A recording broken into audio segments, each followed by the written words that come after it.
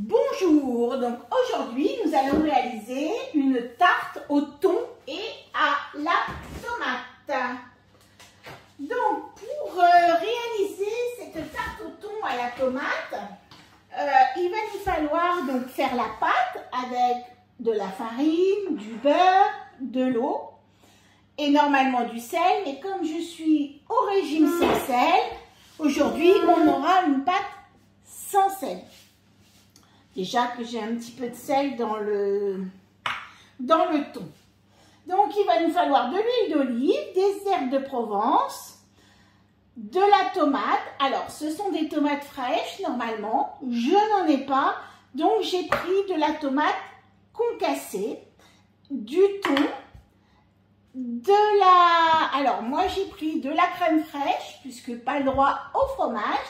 Mais vous pouvez très bien, ce qui est très très bon sur cette tarte, c'est mettre du tartare, fromage ail et fines herbes, style tartare, sur ce genre sur la pâte. C'est vraiment très très bon. Donc moi aujourd'hui, comme quoi, quand on a un régime particulier, pas de sucre, pas de lait, pas d'œuf, voilà, on va toujours avoir des solutions.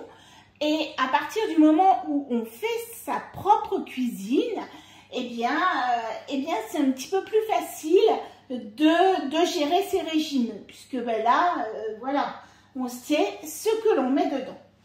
Donc on va commencer à cuisiner. On va préchauffer notre four et on va mettre du parmesan. Alors nous, mon mari n'est pas très fan de parmesan. Donc par conséquent, moi sur cette tarte, je mets du gruyère râpé. Et bien évidemment, mais là, je vais pouvoir partager ma tarte en deux pour mettre une partie avec du gruyère râpé et une partie sans gruyère râpé. Voilà, donc je zappe cette étape, mais 15 g de parmesan, franchement, c'est très très bon sur cette tarte. Bon voilà, donc moi de toute manière, j'ai pas le droit, donc il n'y a pas de souci. Donc là, je vais mettre mes 150 g de farine. Je vais mettre 40 g d'eau. Et comme là, bien évidemment, il ne faut pas se tromper sur le grammage de l'eau parce que c'est important sur une pâte. Si vous mettez 50 g, vous allez dire, oh, 10 grammes, c'est pas beaucoup. Mais c'est important et ça va rompre l'équilibre et du coup votre pâte va être beaucoup plus collante. Donc par conséquent, je mets mon petit gobelet, je vais verser mon eau dans le gobelet. Voilà. J'y vais doucement. Et voilà mes 40 grammes. 41, on va dire, j'avais 152 g de farine, on va dire que ça va aller. Mais franchement, il faut essayer de respecter au maximum la quantité d'eau surtout, puisque je vous dis, après votre pâte risque d'être vraiment très collante. Je mets 75 g de beurre, une demi-cuillère à café de sel, que je ne vais pas mettre moi. Alors, il faut savoir que le sel, c'est un exhausteur un peu de goût et que ça va vous donner un meilleur goût sur votre pâte. Bon, là, voilà, régime sans sel, et tout le monde est au régime sans sel. Après, ils mettent le sel un petit peu sur leur tarte. Voilà, on s'adapte. Donc là, on va les faire 20 secondes, vitesse 4, classiquement pour faire une pâte.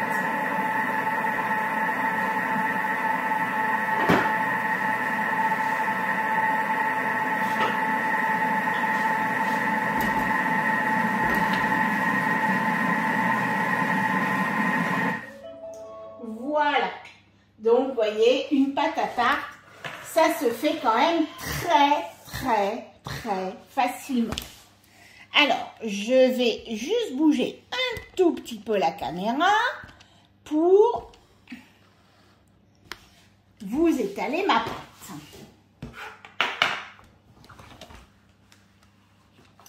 Voilà.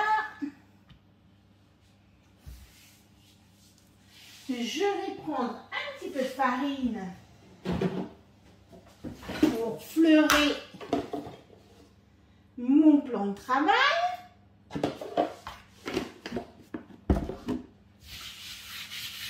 Voilà. Et je vais récupérer ma pâte. Donc pour récupérer ma pâte, hein, bien évidemment, la petite vis, je tourne, tout tombe, c'est nickel. Voilà, je récupère ma pâte et je vais l'étaler immédiatement puisqu'en fait, elle est super géniale. Elle s'étale très très bien. Donc là, j'ai choisi donc un moule un petit peu rectangulaire pour cette recette. Donc là, je vais étaler ma pâte.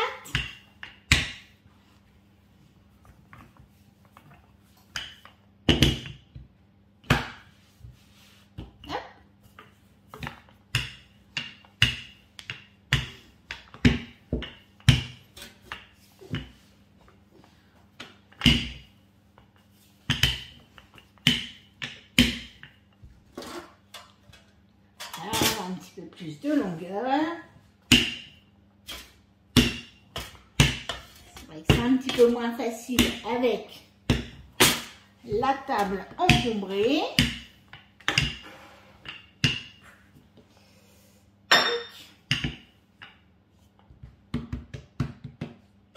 Hop, là, ça colle un tout petit peu sur mon...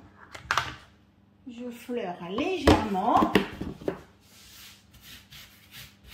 Avec bien l'excédent. Et comme ça, hop, encore un petit peu sur la longueur.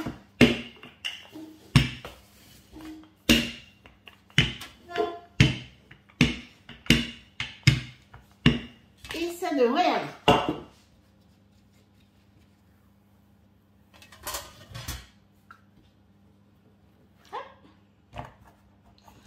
Il faut faire attention parce que ce style de moule, c'est un moule avec le fond qui est amovible.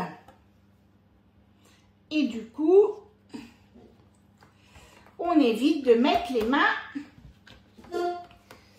au fond. Excusez-moi, je dois m'asseoir. On évite de mettre les mains au fond du moule. Voilà, je fais bien déborder ma pâte. Alors, deux solutions, j'y vais avec le couteau ou avec le rouleau à pâtisserie pour couper ma pâte et ainsi vous avez quelque chose de très très net. Voilà. Bon, il me reste même un petit peu de pâte. Si je peux faire un petit peu, je peux en faire des petites à côté. Et du coup, je peux les congeler pour une utilisation ultérieure. Voilà. Donc là, j'ai abaissé ma pâte. Je vais l'appliquer.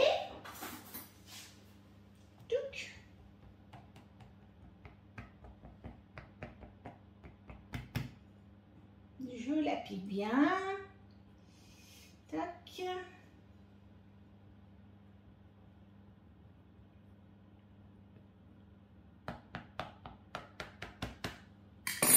Voilà. Et je réserve. Alors, moi, je ne nettoie même pas. On est dans les mêmes... hein. La pâte, on va l'avoir dedans. J'enlève juste ça, par contre, qui va me gêner. Je vais mettre donc mes tomates. Alors moi, j'en mets un petit peu plus par goût. Voilà, je mets une boîte. Voilà, je ne regarde pas sur la tomate. Je suis un petit peu généreuse, on aime bien les tomates. Voilà, c'est aussi l'avantage, on fait un petit peu ce que l'on veut. Là, je vais mettre 2 cuillères à soupe d'huile.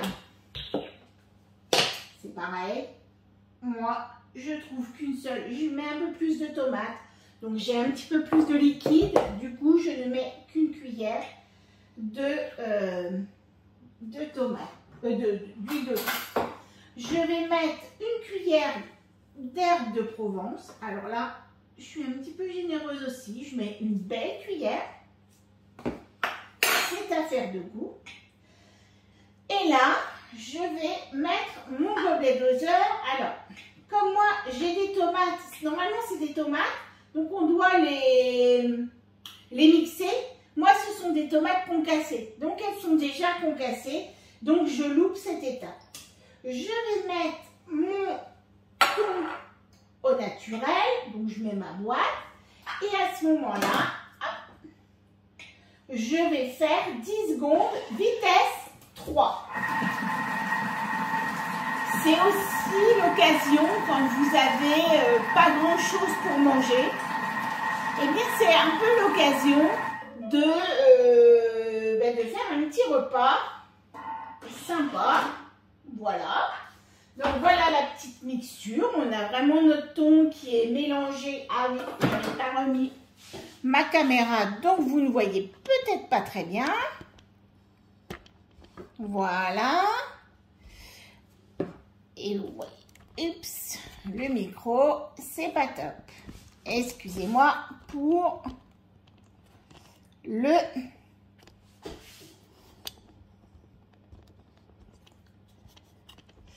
branchement. Donc là, je ne sais pas trop ce que je dois faire. Il m'embête plutôt qu'autre chose, ce micro. Voilà.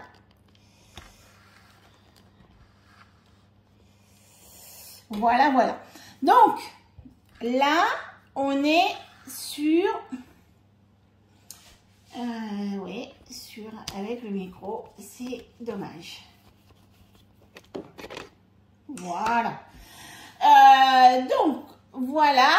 Donc là, on a bien notre petite mixture, comme vous pouvez le voir, qui est préparée. On va mettre... Alors moi, de la crème épaisse, comme je vous ai dit,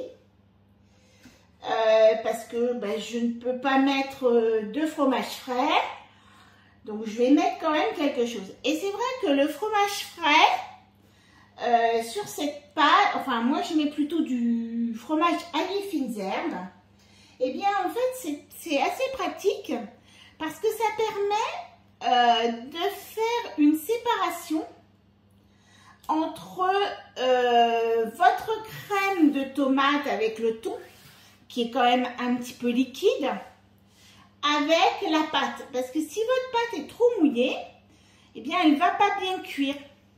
Du coup, là, ça fait une petite barrière et c'est très sympa aussi à la dégustation. Alors, voilà. Et là, on va mettre notre préparation. D'ailleurs, je pense que je vais en avoir trop et que je vais pouvoir faire quelques petites tartelettes à côté. Alors, moi, je l'aime bien garni. Quoique, peut-être pas.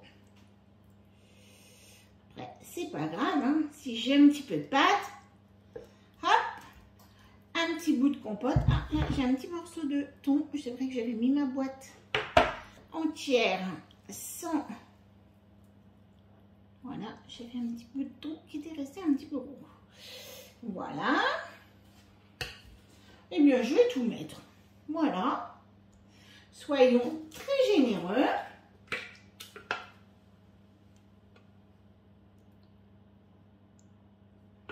Soyons très généreux.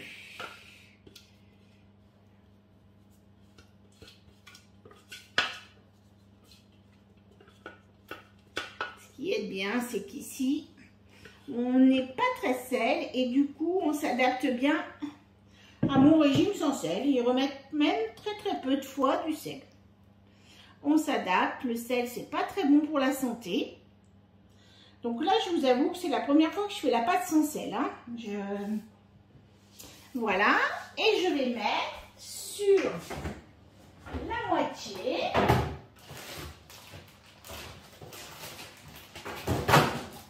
Alors, on pourrait mettre aussi du comté, pourquoi pas, ça m'est déjà arrivé. On peut mettre d'autres types de fromage. Voilà, c'est pas mauvais.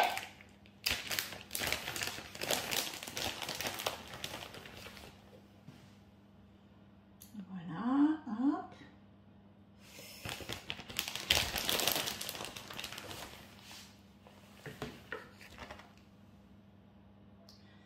Je mets la moitié dessus. Et on va remettre après un petit peu de thym sur la totalité. Parce que ça, le thym, j'ai le droit. Et justement, en fait, on ménage un petit peu la façon de faire avec les herbes, avec les épices. Ça permet, alors on regarde bien les épices parce que vous avez des mélanges d'épices qui ont du sel, mais ça permet en fait de ne pas avoir le sentiment que ce soit très fade. Donc les épices peuvent vraiment venir remplacer un petit peu tout ça. Et bien maintenant, ma tarte est prête, on n'a plus qu'à la mettre au four et puis voir le résultat. Et voilà le résultat. Donc, une cuisson complètement optimisée puisque avec notre tarte thon tomate, avec le reste de pâte, un petit peu de compote de pommes, une pomme, j'ai fait 2 tartelettes avec le reste. Et puis, j'ai fait cuire en même temps un petit pain de mie que je m'étais fait pour moi, un petit pain de mie sans sel, pour pouvoir manger un petit peu de pain parce que c'est vrai que le matin, ça manque un petit peu. Donc voilà, j'ai cuit le pain une vingtaine de minutes et j'ai mis un petit peu plus pour les tartes où j'ai mis une trentaine de minutes. Voilà, et bien à bientôt pour une autre recette.